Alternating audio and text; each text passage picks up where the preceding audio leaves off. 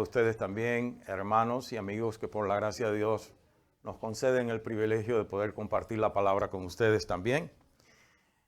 Quiero agradecer a los hermanos Walter y Luis López por su dedicación en el sistema de sonido, de video, también al Ministerio de Música, Adoración y Alabanza, que siempre ponen el mayor empeño de traer el servicio de adoración al Señor. Unas veces son más, otras menos, depende de los que estén en la iglesia, en el servicio, pero los que están dan lo mejor de ellos para glorificar al Señor. Así que sin más rodeos, creo que no se me quede nada que mencionar.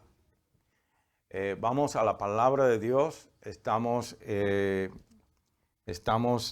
diríamos, comprometidos en estudiar este pasaje de la Escritura, que llevamos un buen rato en él, pero que ese es el propósito, estudiar la palabra de Dios.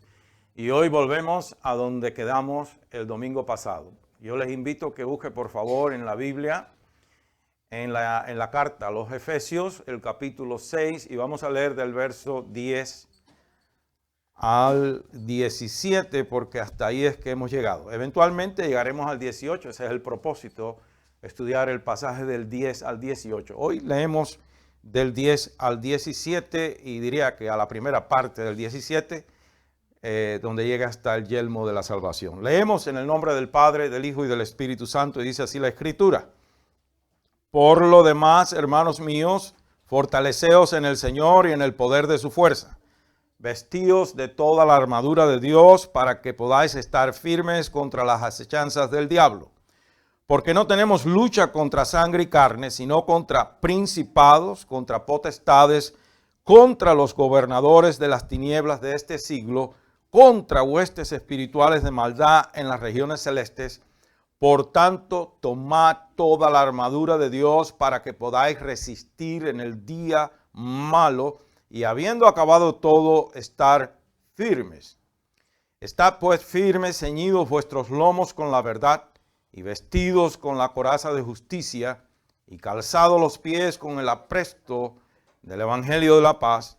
Sobre todo, tomad el escudo de la fe con que podáis apagar todos los dardos de fuego del maligno, y tomad el yelmo de la salvación. Señor Padre Santísimo, te damos gracias por tu palabra. Te damos gracias porque sobre todas las cosas nos salvaste por medio de la fe en tu Hijo Jesucristo y en su obra redentora perfecta, la sangre preciosa que derramó por nosotros. Te damos gracias por tu Espíritu Santo, quien ilumina nuestro entendimiento, y te rogamos, Señor Espíritu Santo, ilumina nuestra mente y prepara nuestros corazones para que seamos edificados en el conocimiento de la verdad. Los que ya estamos en Cristo y los que aún no están en Cristo sean convencidos de pecado, de justicia y de juicio, y corran a los pies de nuestro Señor Jesucristo y le reciban como único Señor y Salvador personal. Por Él y en su nombre te lo pedimos y te damos gracias, Señor. Amén. Bueno, puede tomar asiento, amado hermano. Pues la semana pasada quedamos, diría yo, en el primero de esos 4 puntos importantes que se derivan de lo que veníamos hablando, de lo que significa realmente, para hacer, diríamos, una recapitulación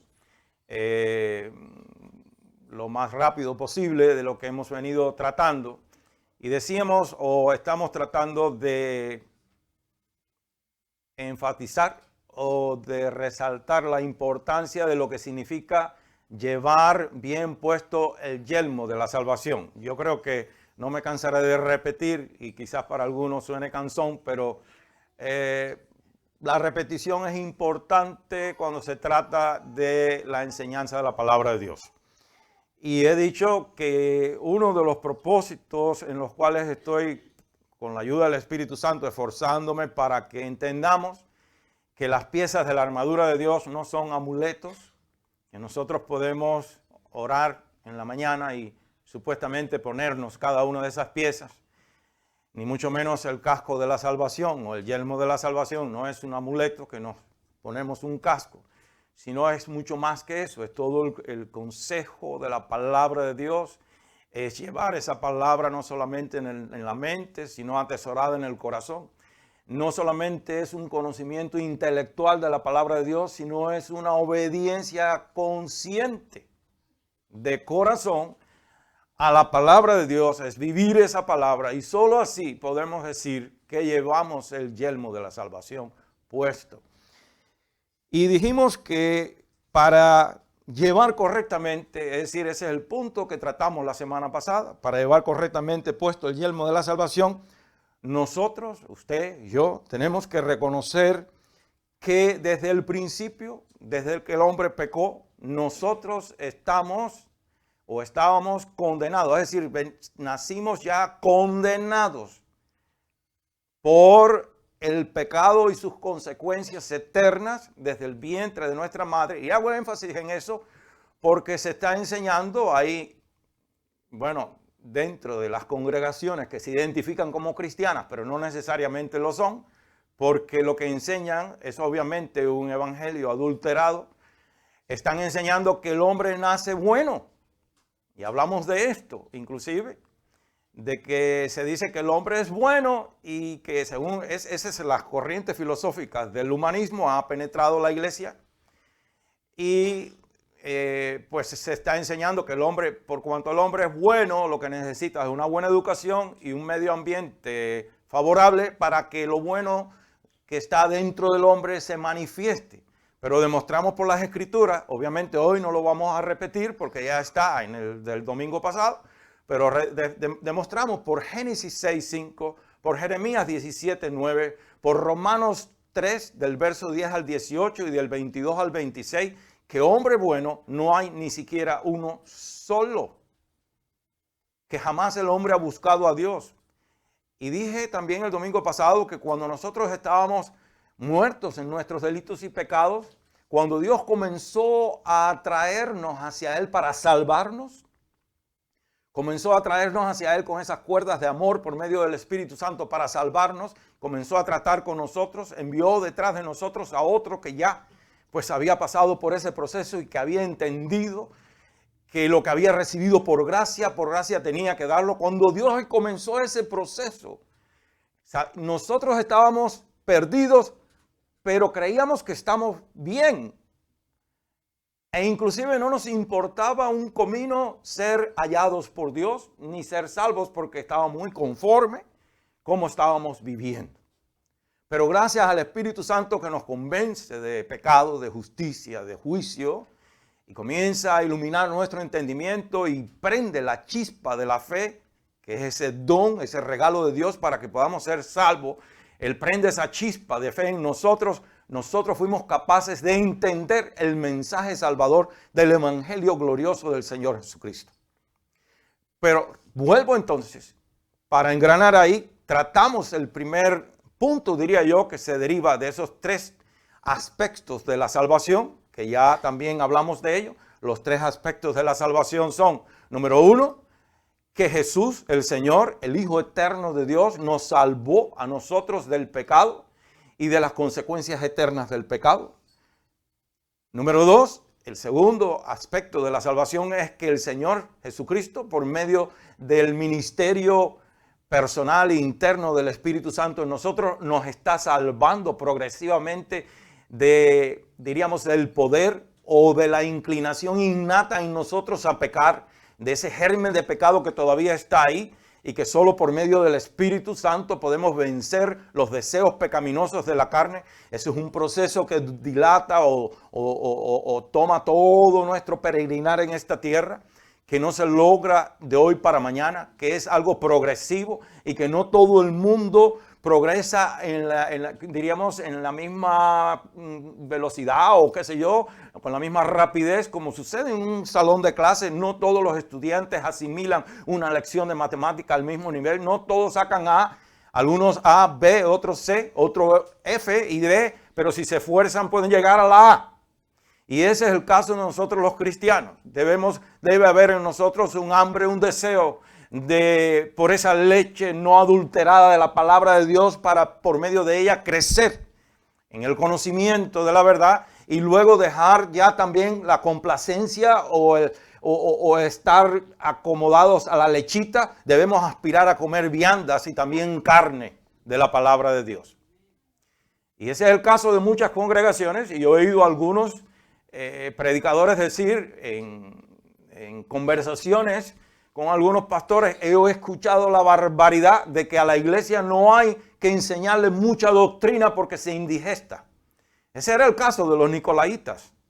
Y de ahí sacaron también en esta iglesia romana la idea de que solo los sacerdotes podían leer la Biblia y entenderla, que los laicos no. Que los feligreses no podían entender la Biblia porque eso era para ellos nada más. Pero la palabra de Dios es para todos nosotros. Todos nosotros tenemos acceso ampliamente, dice, acercaos pues al trono de la gracia, confiados. No en nuestros méritos, que no tenemos ninguno, sino en los méritos del Señor Jesucristo. Confiados nos acercamos también a la palabra de Dios, dependiendo del Espíritu Santo, y somos iluminados e instruidos en la palabra de Dios. Pero como venía diciendo, pues se está enseñando por ahí que el hombre nace bueno y que se va dañando pues de acuerdo al medio ambiente en que se cría y qué sé yo, pero sabemos que el hombre es intrínsecamente malo. Y una de las cosas que tenemos que establecer o tener claro para llevar correctamente puesto el yelmo de la salvación es que nosotros estábamos condenados. Estábamos perdidos, estábamos muertos en delitos y pecados desde el vientre de nuestra madre. Y no había posibilidad humana alguna que nos pudiéramos salvar, excepto por medio de la gracia y la misericordia de Dios, que es por medio del Señor Jesucristo. Entonces, el segundo punto, o lo segundo que emana de todo esto para nosotros entender la magnitud y lo que significa o la importancia de llevar correctamente puesto el yelmo de la salvación es que usted y yo tenemos que reconocer que esta salvación es un regalo de Dios y que no nos las merecemos. Dios nos ha dado a nosotros, es decir, por gracia significa favor no merecido. Nosotros no merecíamos esta salvación. Y cuando el verso dice, y tomad el yelmo, es decir, ese mandamiento, tomad, espera de nosotros una respuesta, la respuesta de recibir, la respuesta de aceptar. Y tomar el yelmo de la salvación nos recuerda entonces lo que hemos visto al principio de esta epístola, al menos lo que lo hemos estado leyendo, y yo le invito para que vayamos al capítulo 2, versos 4 y 5, para que veamos lo que es tomar este yelmo de la salvación por fe. En el verso 4, recuerden que el verso 4 obviamente viene después de los 3 primeros versos de ese capítulo, y como no tengo suficiente tiempo porque eso lo hemos hablado tantas veces, hemos ido muchas veces a Efesios 2, del 1 al 3, pero saben que esa es nuestra tumba. Ese es uno de los pasajes diríamos que nos describe en el pozo cenagoso, en donde no había cómo escapar de ahí. Estábamos atrapados y muertos en nuestros delitos y pecados. Es un cuadro negro, horroroso, oscuro, que la palabra con toda claridad describe de nuestra condición, de nuestro pecado, pero en el verso 4, gloria a Dios, porque irrumpe la gracia y el amor eterno de Dios por nosotros, y dice, pero Dios, que es rico en misericordia, por su gran amor con que nos amó, aun estando nosotros muertos en pecado, nos dio vida juntamente con Cristo. Es decir, por gracia nosotros somos salvos. Y llevar correctamente puesto el yelmo de la salvación requiere que entendamos que esta salvación no nos las ganamos ni podemos hacer absolutamente nada para ganárnoslas. Es un regalo de Dios. Quien pagó el precio que nadie puede pagar fue el Señor Jesucristo por usted y por mí. Y para que esta verdad no se nos pasara, para que seamos capaces de recibirla y entenderla, el Espíritu Santo, quien está inspirando aquí al apóstol Pablo, le hace repetir el mismo principio en los versos 8 al 9. ¿Se imagina usted qué maravilla esta? A uno le enseñan en el colegio, sobre todo cuando está en una clase de redacción o de composición o lo que sea, ya sea de español o inglés, lo que sea, que no se repita la misma idea, porque le llaman redundancia, repetición, paralelismo y todas estas cosas. Pero en la palabra de Dios sí hay muchas repeticiones. Y cuando usted vea que el Espíritu Santo repite el mismo concepto, inclusive en el mismo pasaje, es porque hay una gran importancia, una doctrina fundamental en eso.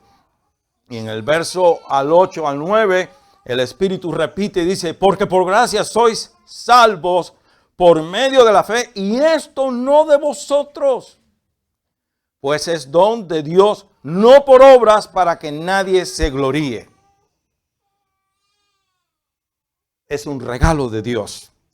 Y el problema que hay, que hermanos, esto es una de las verdades más mal interpretadas sobre la salvación.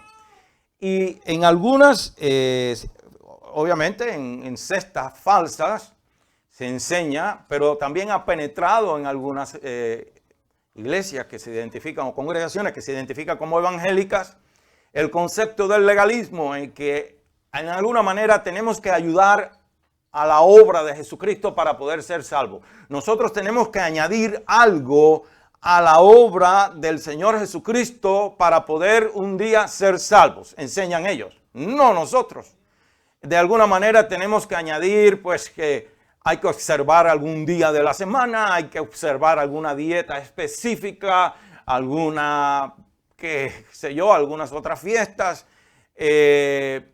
Tenemos que hacer obras de caridad, tenemos que hacer penitencias, tenemos que hacer una serie de cosas para poder en alguna manera ayudar al Señor Jesucristo, lo cual es una blasfemia, es una herejía. Porque el que pretenda ayudar al Señor Jesucristo en la salvación está de antemano diciéndole al Señor, lo que tú hiciste le faltó algo. Tu obra redentora no es completa. Lo que tú hiciste por mí le falta algo y yo te tengo que ayudar para poder ser salvo. Y es algo horroroso pensar que algunos que se llamen cristianos enseñen cosas semejantes. Algunos se han atrevido a justificar esto con un texto que hay en Colosenses capítulo 1, verso 24, diciendo pues que Pablo aquí está hablando de lo mismo, de que hay que ayudar en alguna cosa a lo que le faltó a Cristo. En Colosenses 1, 24 dice, ahora me gozo en lo que padezco por vosotros y cumplo en mi carne lo que falta a las aflicciones de Cristo por su cuerpo, que es la iglesia. Ellos dicen que le faltó algo y hay que ayudar en alguna manera. Pero yo quiero que usted sepa que eso es pensar, inclusive, tener la audacia de proponer que Pablo haya dicho eso bajo inspiración divina, raya inclusive en la ridiculez. Porque Pablo no está hablando o no se está refiriendo por nada del mundo al sacrificio del Señor Jesucristo por nuestros pecados. Él no está diciendo que faltó algo a la obra redentora de Cristo. Pablo se está refiriendo al precio que todo verdadero discípulo o discípula del Señor Jesucristo ha de tener que enfrentar y pagar por causa del llamado al servicio glorioso al Señor Jesucristo, por causa del evangelio del Señor Jesucristo. Y eso está claro o respaldado por lo que el propio Señor Jesucristo le advierte cuando el Señor Jesucristo pone los requisitos del ministerio. En Mateo capítulo 16, verso 24, ¿qué dice el Señor Jesucristo? ¿Qué nos pone de ya adelante? Si alguno quiere venir en pos de mí, niéguese a sí mismo primero, tome su cruz, es decir, niégate a ti mismo, pon tu agenda personal a un lado, o mejor dicho, destrúyela, tus propósitos, tus motivaciones personales, todas esas tienen que morir. Y ahora muere aún más porque la cruz siempre es símbolo de muerte. Toma tu cruz y entonces sígueme. Eso es a lo que Pablo se está refiriendo ahí. No a los sacrificios de Jesús por nuestros pecados. Él todo lo que es decir, Jesús fue capaz de satisfacer todas las demandas de la corte celestial que había contra nosotros por causa de nuestros pecados. El sacrificio de Él es perfecto, pero se le enseña a esta gente. Y el problema, y también si vamos a 2 de Timoteo 3, por ejemplo, 2 de Timoteo 3:12 dice, y todo el que quiera vivir piadosamente para el Señor Jesucristo sufrirá, ¿qué cosa? Persecución. Eso es lo que se está refiriendo Pablo en Colosenses capítulo 1, verso 24. Que todos nosotros que estamos en Cristo sabemos que hemos sido llamados ¿a qué? A una guerra espiritual hasta el último día que estemos en esta tierra. Y lo venimos hablando desde que comenzamos este es un pasaje de la Escritura que es prácticamente guerra espiritual. Desde que nos mandan a ponernos, a fortalecernos en el Señor y en el poder de su fuerza y a vestirnos de toda su armadura. ¿Para qué se ponía una armadura un guerrero en aquellos tiempos? Para guerrear, para pelear. Entonces, ese es el caso. Pero la persona que cree que tiene que añadir algo a la obra redentora de Cristo no lleva el yelmo de la salvación bien puesto, porque esa no es. Ahí no está, eso es ya contrario a los fundamentos doctrinales de la palabra de Dios. Están enseñando algo que no es el evangelio de Cristo. Y ese tipo de persona nunca tiene la seguridad de comprobar cuánto él ha acumulado en el banco del cielo, si podemos usar esa ilustración. Él nunca sabe cuánto tiene acumulado en la cuenta del cielo, porque está tratando de añadir su propio esfuerzo para ser salvo. Y nosotros tenemos que rendirnos en los brazos del Señor Jesucristo y permitir que nos lave con su sangre y que el Espíritu Santo entonces nos ayude a vivir para Él. Pero nosotros no podemos hacer nada para ser salvos. Entonces, vemos pues que la salvación es un regalo y usted la tiene que recibir como un regalo de Dios. Y dije el domingo pasado que la salvación echa por tierra el orgullo y esa inclinación innata en nosotros a la autojusticia.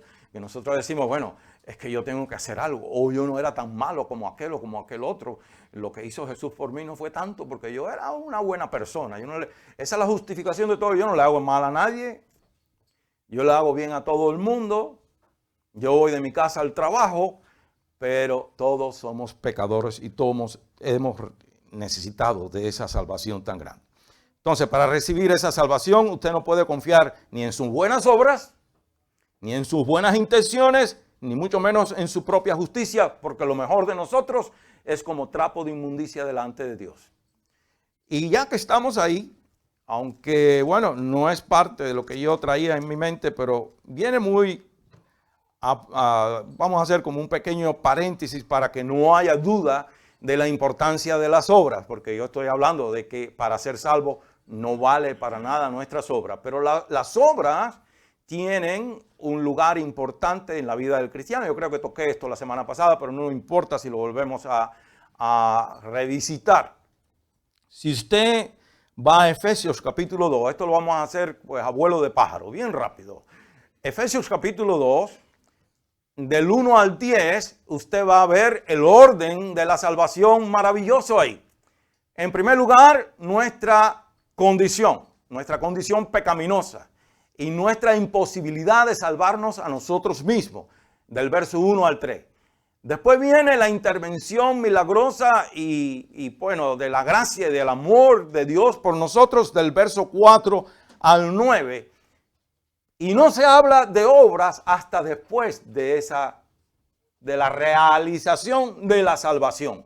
Del verso 4 al 9 es Dios salvándonos.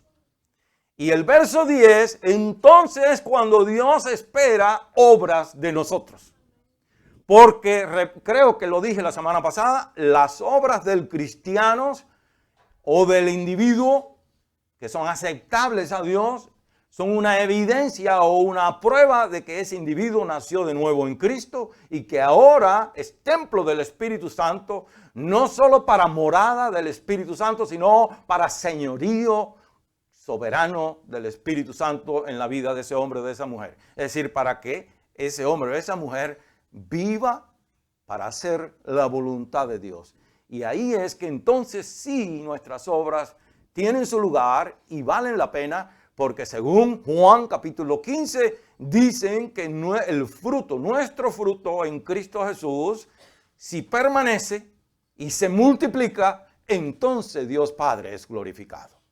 Ahí está la cosa. Número 3, para entender correctamente la salvación, usted tiene que entender la razón por la que murió el Señor Jesucristo. Y esto casi que ya más o menos lo he tocado, pero hay algunos que argumentan y dicen, ¿por qué el Señor Jesús tuvo que morir por mí? Porque si alguien me hace algo malo, pues yo soy tan bueno y comprensivo que lo perdono y ya se acabó el problema. Pero la gente no sabe que usted es tía o madre. ¿Usted es tía o madre que está amamantando al niño? Tía, bueno, pues mamá ya. El amor de madre es lo más grande que hay. Nosotros los padres ni siquiera nos podemos comparar a ese amor. Pero ¿sabe usted, madre, que usted ama porque Jesús la amó a usted primero? Aunque usted no conozca a Jesús todavía. El hombre es capaz de amar. Y cuando digo el hombre me refiero ya al ser humano. Tanto a la mujer como al hombre. Somos capaces de amar porque Dios nos amó primero. Y somos capaces de perdonar porque Dios nos ha perdonado a nosotros primero. De lo contrario no podemos. Entonces hay quien dice, ¿por qué el Señor Jesucristo tuvo que morir por mí si yo soy capaz de perdonar? Ajá. Y entonces la otra pregunta es, ¿por qué Dios no puede hacer lo mismo y perdonar pues mis pecados? La respuesta es muy sencilla. Porque Dios es perfectamente justo y santo, y usted y yo no lo somos. Y el que Dios perdone a un pecador,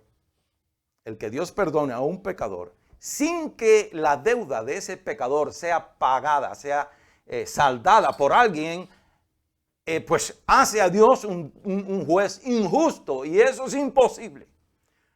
El amor de Dios no puede jamás interferir en cuanto a la justicia y a la santidad de Dios. La justicia de Dios siempre demanda que se cumpla al pie de la letra lo establecido por Dios en su palabra. Él nunca va a cambiar eso. Romanos 6:23 dice, porque la paga del pecado es muerte. Y la única manera que su pecado y mi pecado, es decir, que esa deuda, las ofensas de nuestro pecado, que son... Yo no sé, mis pecados deben ser una multitud de pecados, porque no hay manera de contarlos. Pero más poderoso que todo nuestro pecado es el poder redentor de la sangre de Jesús, que borra nuestros pecados. Pero para satisfacer esa demanda, porque la paga del pecado es muerte, alguien tenía que morir por el pecador. Y no podía ser cualquier hombre, tenía que ser un hombre perfecto, el Hijo eterno de Dios, quien vino y se hizo semejante a nosotros, pero sin pecado. Él tomó nuestra naturaleza, pero no, es decir, nuestra carne, se vistió de nuestra carne, pero no de nuestra naturaleza pecaminosa. Y solo así, porque, amados, no tengo tiempo para mucho, pero el hombre en el principio, Dios no hizo al hombre pecador. Por eso podemos decir, en una cáscara de nuez, que el único verdadero ser humano que ha existido hasta ahora es el Señor Jesucristo. Y seremos perfectos hasta que entremos allá arriba, porque Él nos perfeccionará.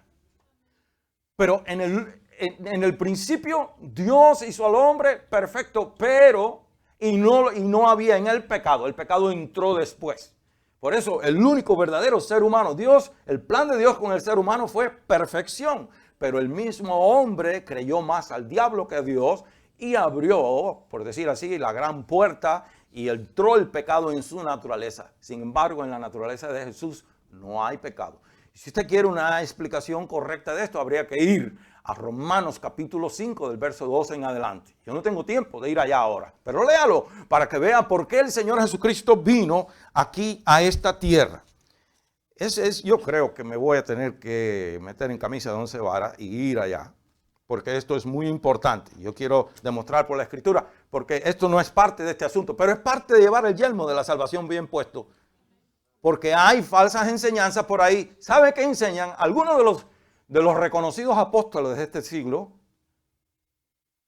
enseñan que Jesús vino y se hizo hombre. A mí me enciende esa doctrina del derecho legal y el teque-teque del derecho legal. Entonces dicen que el Señor Jesucristo vino y se tuvo que hacer hombre porque Dios le había dado todo el derecho y la potestad al hombre sobre esta creación. y que no había otra manera por la cual legalmente Jesús pudiera llegar a la tierra a redimirnos si no se hacía hombre, porque solo un hombre tenía derecho legal de entrar aquí. Mira qué estupidez más grande. El creador del universo, el Señor Jesucristo, que tiene derecho no solamente derecho por la vía de creador, sino también de redentor. Tiene todo el soberano derecho de entrar y salir aquí las veces que le dé la gana, Señor. Sea como hombre o como Dios, porque Él es divinamente, es decir, nunca dejó de ser completamente divino para ser completamente humano, desde que se hizo a sí mismo hombre.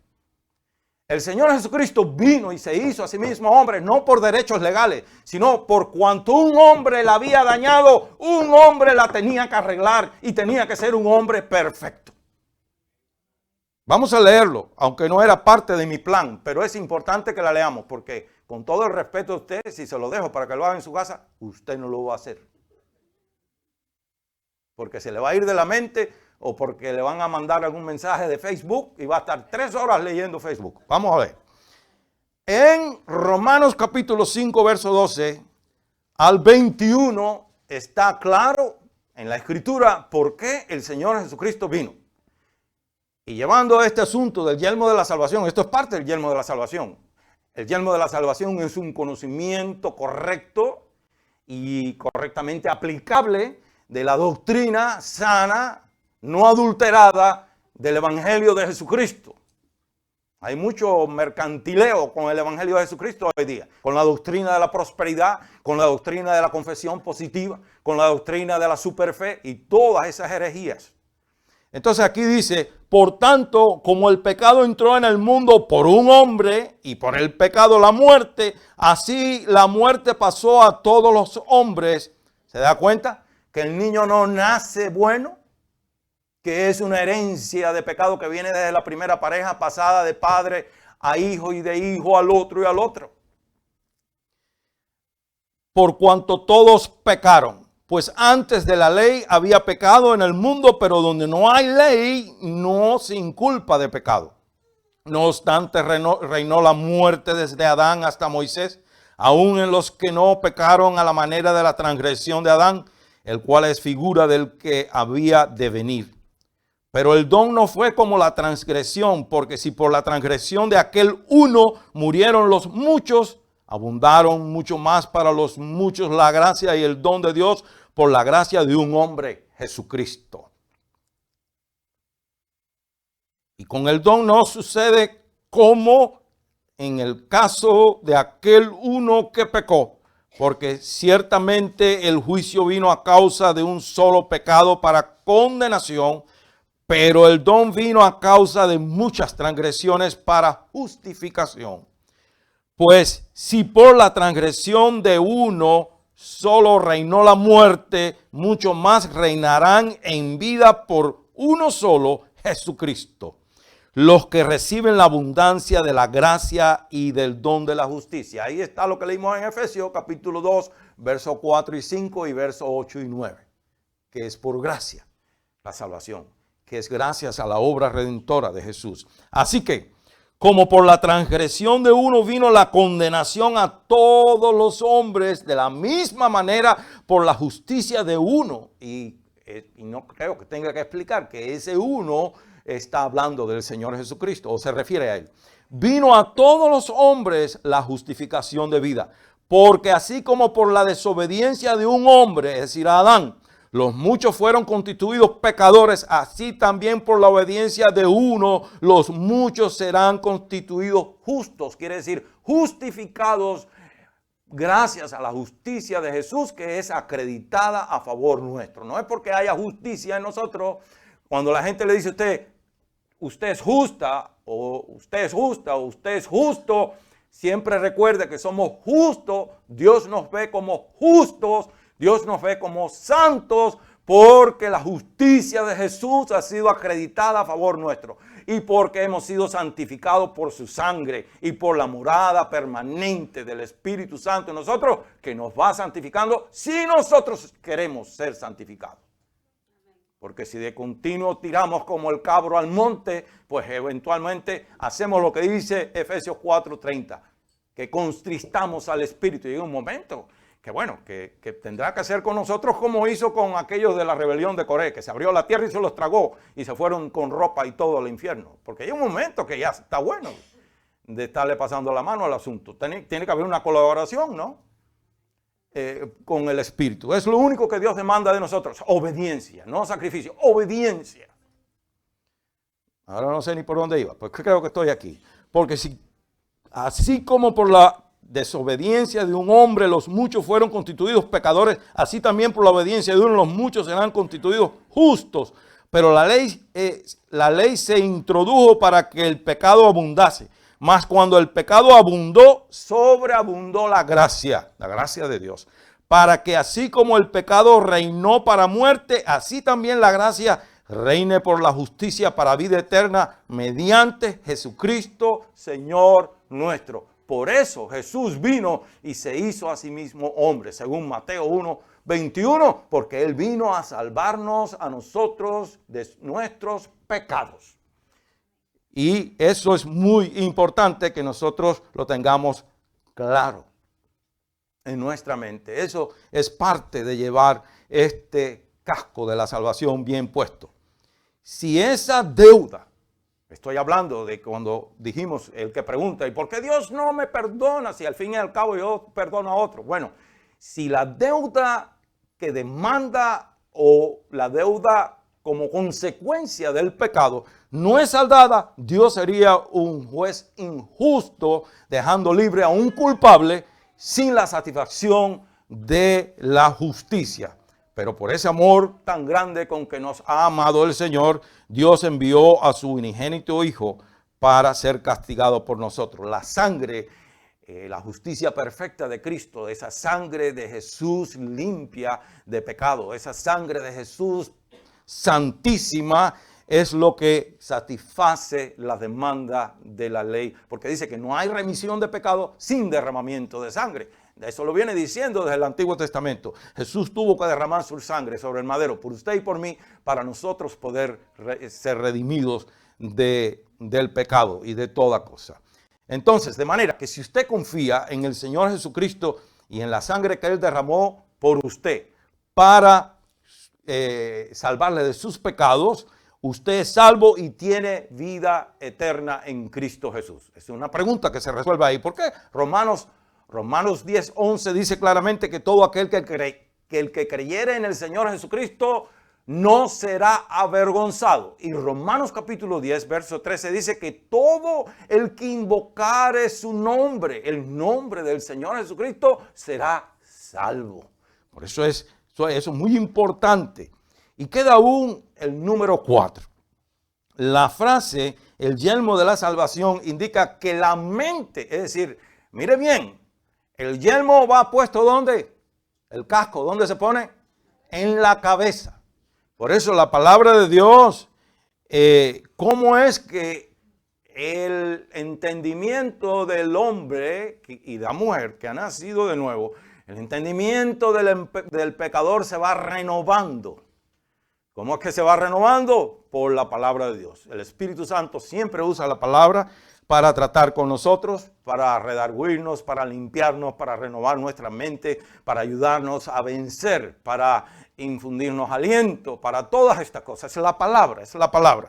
Y el yelmo de la salvación es el consejo completo de la palabra.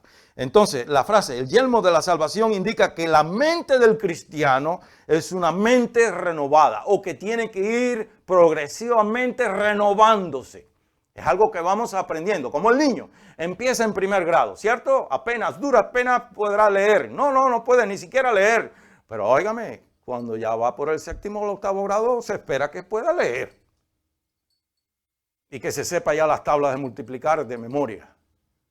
Tiene que ir aprendiendo. Y nosotros los cristianos tenemos que ir demostrando que hay un progreso de madurez espiritual, de crecimiento espiritual, que hay hambre y sed en nosotros por conocer la Escritura, por conocer al Señor de la Escritura y por vivir para Él. Tiene que haber un progreso. Es decir, el crecimiento es natural y es normal que lo esperemos en todo. Imagínense que un niño Y yo no voy a señalar ningún niño aquí porque, bueno, todavía hay algunos que están contaminados con eso de la confesión positiva y todo lo que tú digas va a ocurrir. Pero imagínese un niño de brazos que le digan a usted, este niño de ahí no va a pasar nunca. Usted se aflige y se muere de tristeza. Usted ve a uno de sus hijos que no crece. Cuando yo veía a mi nieto, el varón, caramba, yo decía, pero este niño no va a crecer.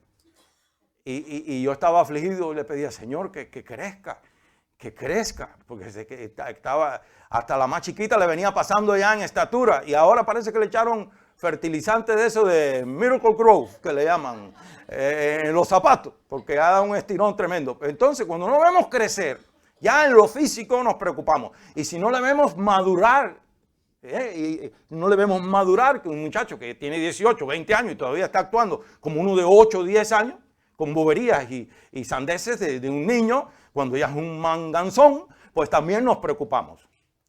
Y el cristiano tiene que crecer. De manera que llevar correctamente puesto el yelmo de la salvación quiere decir que la mente del cristiano es una mente que tiene que irse renovando progresivamente. El caso es que cuando Dios nos salva a nosotros, Él nos hace nuevas criaturas en Cristo Jesús. Segunda de Corintios 5:17 dice con toda claridad, de modo que si alguno está en Cristo, nueva, en castellano, en la Biblia esa ahí dice nueva criatura es. Pero en los textos originales del griego no dice nueva criatura es, dice nueva creación es. He aquí las cosas viejas pasaron. Las cosas viejas pasaron quiere decir que la sangre de Jesús borró todos sus pecados. Que todavía hay una naturaleza pecaminosa en nosotros, una inclinación natural a pecar, ya la hemos tratado y hemos dicho que eso es parte, ese es el otro aspecto de la salvación, en la cual el Espíritu Santo nos va progresivamente salvando de esa inclinación a pecar, para que el pecado no tenga poder en nosotros, de manera que le obedezcamos, como dice Romanos capítulo 6, verso 10 hasta el 14. También lo visitamos todo eso. Pero en 2 Corintios 5, 17 dice, de modo que si alguno está en Cristo, nueva creación es. He aquí las cosas pasadas, las cosas viejas pasaron. He aquí todas son hechas nuevas. Es el proceso de la regeneración, de la santificación, de la transformación por el poder del ministerio secreto interno en nosotros por parte del Espíritu Santo, quien usa la palabra para irnos renovando y limpiando. Yo he puesto el ejemplo de los hermanos puertorriqueños o los puertorriqueños en general, como en Puerto Rico agarran unos cangrejos que ellos le llaman bueyes, que el cangrejo o la jaiba, como usted le llama, pues come todo tipo de carroña. E inclusive come hasta ese fecales, hasta excreta o excremento humano. Come animales muertos, lo que se le pare delante. Y se lo come usted también, si se descuida.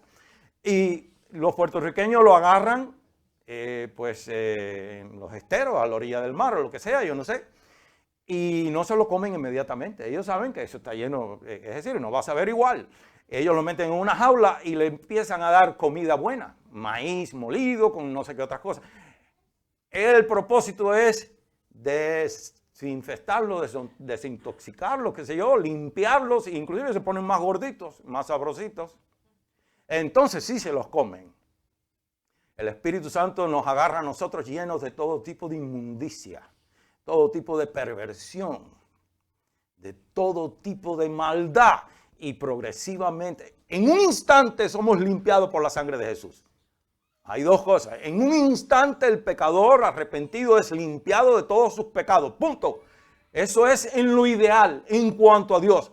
Pero en la realidad, en cuanto a lo actual, usted y yo todavía estamos aquí en carne y hueso y tenemos que ir progresivamente venciendo ese pecado que todavía sigue hincando, como dicen los nicaragüenses, o rascando ahí adentro.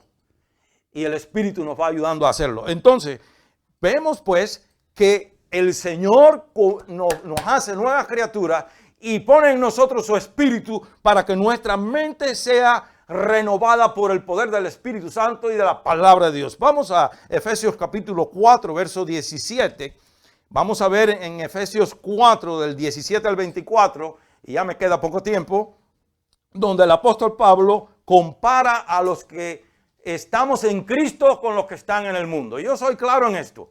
Ya yo sé que no puedo terminar hoy me había propuesto terminar lo que faltaba del yelmo de la salvación, pues obviamente lo terminaremos si el Señor no viene por nosotros la semana que viene. Pero se usa con frecuencia, la gente, yo los oigo que dice, el creyente. Hermanos, teológicamente correcto, no se puede decir de nosotros creyente. Nosotros somos cristianos nacidos de nuevo que estamos en Cristo. Sí, somos creyentes, pero es que el mundo está lleno de creyentes. Ponga la noticia. A veces mi esposa pone Telemundo o Univisión para ver la noticia. Y traen a unos estúpidos ahí que creen en el zodiaco. Óyeme, no llevan a un evangélico a hablar ahí, pero traen a uno, el tal niño pródigo ese, el otro, y entonces todos los que ellos dicen creen. Hay otros que creen que pasarse un pedazo de cristal por el cuerpo, otros se ponen pedazos de metales en el cuerpo para balancear no sé qué cosa y canalizar la energía cósmica y todas esas estupideces. Se cree en tantas, los espiritistas creen, los musulmanes creen, los budistas creen, los hinduistas, los Hare Krishnas creen, toda esa gente son creyentes. Pues nosotros nos identificamos como los que estamos en Cristo. En esta epístola hay una frase que se repite 27 veces, en Cristo, de manera que, de acuerdo a las Escrituras, existen solo dos tipos de personas en el mundo. Los que estamos en Cristo y los que no están en Cristo, que están afuera, que pertenecen a Satanás, al diablo. Y usted, con todo el respeto, si usted no está en Cristo, mi deber es decirle que usted pertenece a Satanás. El que no está en Cristo es propiedad del diablo. Jesús nos rescata a nosotros de la esclavitud de Satanás. Colosenses, antes de ir a Efesios 4. Colosenses.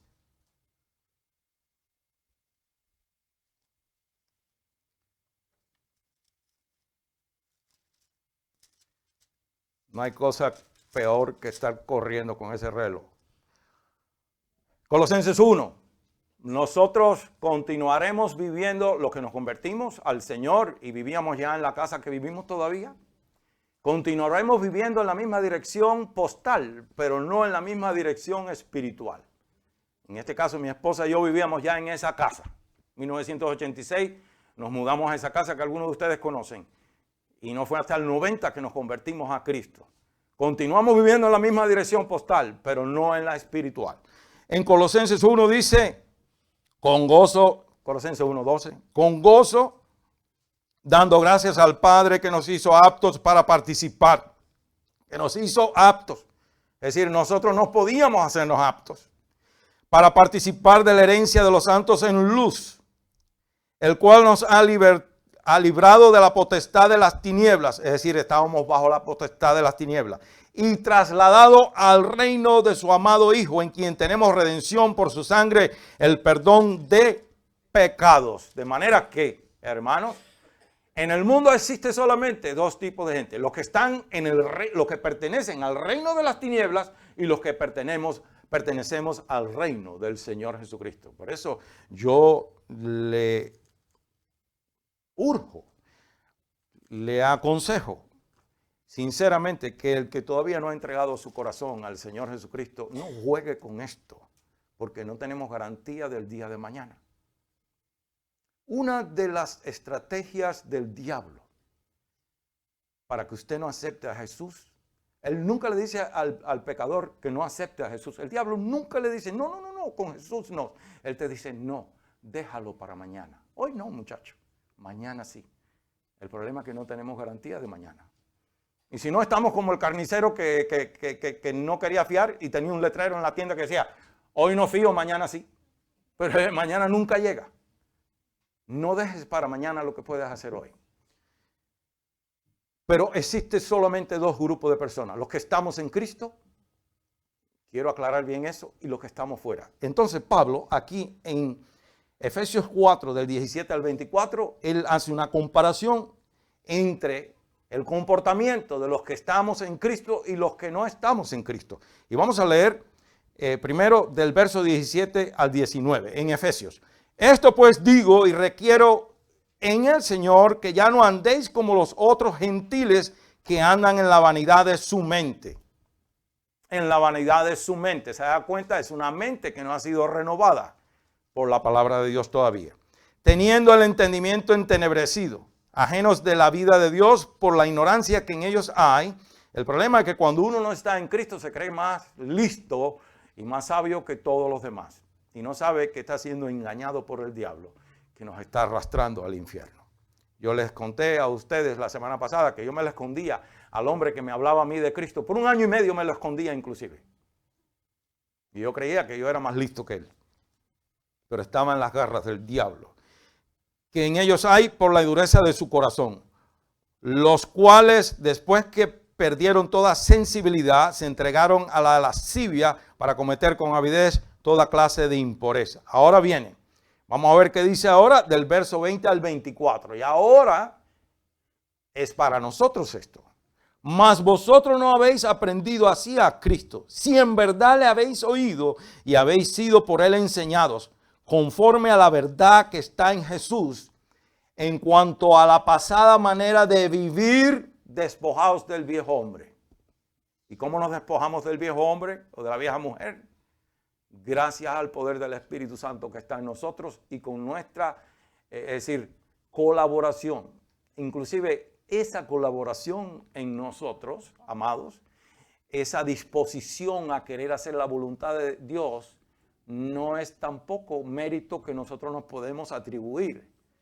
Porque en Filipenses capítulo 1 dice que es el Espíritu Santo quien pone en nosotros tanto el querer como el hacer.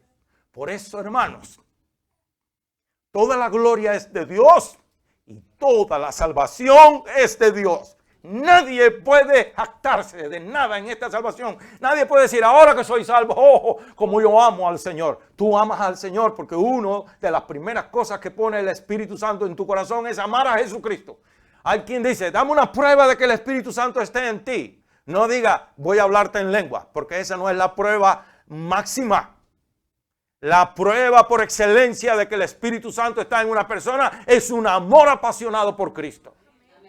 Porque yo he visto a muchos que hablan lengua hasta por los codos y son más herreros que un caballo y desobedientes a la palabra. Y una cosa no va bien con la otra. Vamos pues, que voy a terminar. ¿En dónde es que? Sí. Y vestidos del nuevo hombre. Es decir, que usted tiene que hacer algo. Tiene que despojarse del viejo hombre. No veo. Del viejo hombre que está viciado conforme a los deseos engañosos y renovados en el espíritu de vuestra mente. Ahí está. La mente del cristiano tiene que renovarse progresivamente por el poder de la palabra. Y vestidos del nuevo hombre creado según Dios en la justicia y santidad de la verdad. De manera que aquí vemos cómo hacemos todas estas cosas gracias al Espíritu Santo en nosotros. Si de veras somos salvos, y con esto voy a cerrar. Amados, si de veras llevamos el yelmo de la salvación puesto diariamente, la salvación tiene que cambiar nuestra manera de pensar. Porque así como el hombre piensa en su corazón, tal es él, dice la Escritura. Y yo voy a actuar de acuerdo a como yo pienso. De manera que si yo llevo bien puesto el yelmo de la salvación tiene que cambiar mi manera de pensar. La salvación tiene que cambiar nuestra manera de vivir, es decir, nuestro comportamiento. Si de veras llevo el yelmo de la salvación tiene que cambiar mis valores morales. Ya yo no puedo, como dice ahí la Escritura, ¿cómo es que decía? Esto pues digo y requiero en el Señor que ya no andéis como los otros. Es decir, que ya no nos comportemos como nos comportábamos antes. Eso incluye una infinidad de cosas. Y si de veras llevamos bien puesto el yelmo de la salvación tiene que cambiar las motivaciones y los propósitos de mi corazón. Y eso es una cosa muy, pero muy esencial en nosotros y difícil. Porque batallamos. Y a veces no nos damos cuenta que lo que estamos haciendo no es realmente con el propósito de glorificar y alabar y exaltar a Jesús, sino es que en alguna manera estamos haciendo algo, aún en el ministerio, en la iglesia, para promovernos a nosotros mismos. Para demostrarle a otro Juan de los Palostres que yo tengo tremendos dones, talentos y habilidades. Amén, hermano. Las motivaciones del corazón son una zancadilla peligrosa que nos pone el diablo a nosotros. Y nosotros tenemos que abrir ese corazón y decirle, Espíritu Santo, revuélcalo completo, escudriña hasta el último rinconcito. Y no es este que bombea la sangre, es el centro de la voluntad del hombre, donde se asienta, o donde se toman las decisiones de obedecer a Dios o de no obedecer a Dios, de vivir para Él o vivir para mí. Las motivaciones del corazón son cruciales. Las motivaciones, los propósitos del corazón son cruciales para nosotros verdaderamente decir, Señor, yo vivo para ti. Como Pablo dijo, todo lo que para mí era importante, lo ha venido a hacer como basura. Lo he desechado como basura por la causa de Cristo, por lograr alcanzarlo a Él, agradarle a Él, vivir para Él. Corro en pos de Él, sin rendirme. Vamos a estar en pie, amados. Vamos a terminar aquí. La semana que viene, si Dios lo permite, continuamos. De manera que ponerse el yelmo de la salvación incluye recordar diariamente la transformación que el Señor ha venido haciendo en nuestras vidas desde el día que nos salvó. El cristiano no puede olvidar de qué hueco nos sacó Dios, para que vivamos con un espíritu agradecido todo el tiempo y dispuestos a la obediencia. Antes de orar, los que estamos aquí, yo quiero hacer un llamado especial a los que aún no están en Cristo Jesús. Yo creo que he sido bien claro y he dicho que en el mundo existen solamente dos tipos de personas. Los que estamos en Cristo, que ya somos salvos, pero hay algunos, muchos, multitudes que todavía no están en Cristo Jesús. Y la única manera de poder escapar esa ira venidera, ese juicio pendiente, ese castigo eterno en el lago de fuego, esa expectativa de fuego y de espanto que no tenemos cómo nosotros ni siquiera imaginar. La única manera de escapar de esa muerte eterna es recibir y reconocer al Señor Jesucristo, creer en Él como nuestro único Señor y Salvador personal. Si usted aún no ha entregado su corazón a Jesús, yo le digo, aproveche esta oportunidad hoy, no lo deje para mañana. Si usted quiere ser salvo, mire, algunos tienen el concepto que la iglesia le prohíbe a la gente esto y aquello. Aquí no se le prohíbe a nadie nada, es un asunto personal con el Espíritu Santo. Él nos va enseñando qué agrada a Dios, qué no agrada a Dios. Hoy, si usted quiere entregar su corazón a Jesús, lo único que tiene que hacer es levantar su mano ahí donde está. Yo voy a orar por usted. Dígale, Señor Jesucristo, yo te entrego hoy mi corazón. Yo te quiero recibir como mi único Señor y Salvador personal. Yo quiero que tú me limpies de mis pecados. Que tu Espíritu Santo me ayude a vivir para ti todos los días de mi vida. Usted que me está quizás viendo o escuchando, si usted quiere hacer esa oración, haga conmigo. Dígale, Señor Jesucristo, reconozco que soy pecador o pecadora. Yo me arrepiento de mis pecados. Te ruego que vengas a mi vida, que tomes mi corazón, que lo hagas tuyo. Yo te recibo y te confieso como mi único Señor y Salvador personal y te ruego que me limpies con tu sangre preciosa e inscribas mi nombre en el libro de la vida. Que tu Espíritu Santo me enseñe a vivir para ti. Si usted ha hecho eso, ha tomado la mejor decisión de su vida y nunca se arrepentirá. Y a nosotros los que estamos aquí, ahí donde está usted, de pie, cierre sus ojos e incline su rostro. Y dígale, Señor, yo no quiero jugar al cristianismo, yo quiero ser un hombre, una mujer que marque la diferencia. Yo quiero vivir una vida sometida al Espíritu Santo, yo quiero